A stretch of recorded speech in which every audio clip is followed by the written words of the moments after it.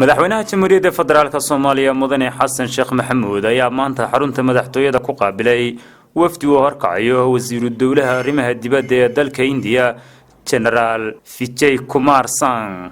madaxweynaha iyo wasiirka ayaa ka wada hadlay xoojinta xiriirka soo jireenka ee ka dhaxeeya Soomaaliya iyo Hindiya kaasi oo yaraha kaday dagaaladii sokeeye ee ka dhacay dalka Soomaaliya.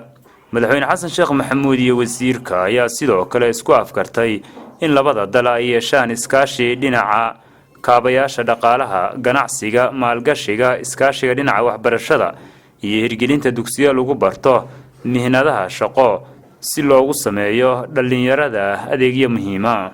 wasiiru dawlaha arrimaha dibadda India Master Vijay Kumar ayaa kulankaasi ku guddoonsiiyay madaxweynaha warqad casuumada uu ka siday ra'iisul wasaaraha Narendra Modi kuna saabsanayd in madaxweyne Xasan Sheekh Maxamuud uu ka qayb galo shir madaxeedkii iskaashiga Afrika iyo India oo bisha Oktoobar ka dhici doona magaalada New Delhi.